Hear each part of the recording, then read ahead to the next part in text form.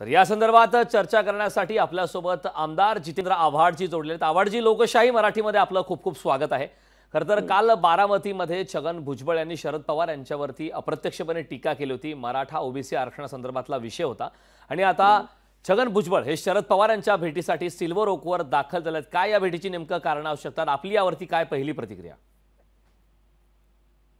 म्हणजे बारामतीत शरद पवारांवर टीका करावी हे खरं तर म्हणजे नेमकं काय करायचंय मला कळत नाही।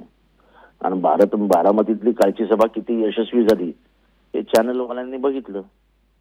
म्हणजे पहिलीच सभा इतकी फ्लॉप होणार असेल तर पुढे काय होणार याची चिंताही भुजबळ साहेबांना लागली असेल।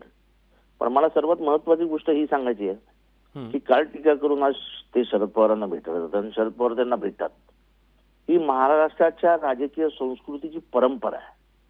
द्वेष, वैमनस्य, तिरस्कार हे शब्द राजकारणात नाही आहेत।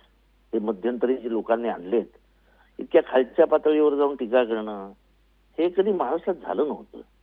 ठीक आहे, काल भुजबळांनी टीका केली ती पॉलिटिकल टीका आहे, मी त्याला काय फार गांभीर्याने घ्यायची गरज नाही।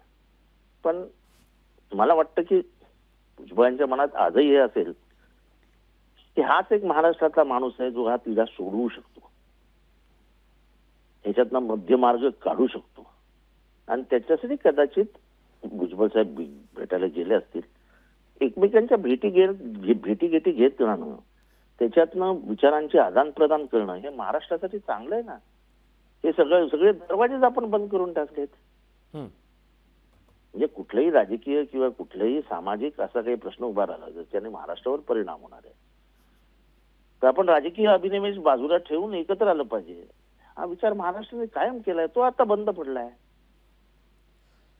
नक्कीच हे भेटायला जाणे अतिशय चांगली गोष्ट आहे। नक्कीच आव्हाडजी, खूप खूप धन्यवाद लोकशाही मराठीशी संवाद साधलात त्याबद्दल। लोकशाही मराठी ऐका, पहा, जागरूक रहा।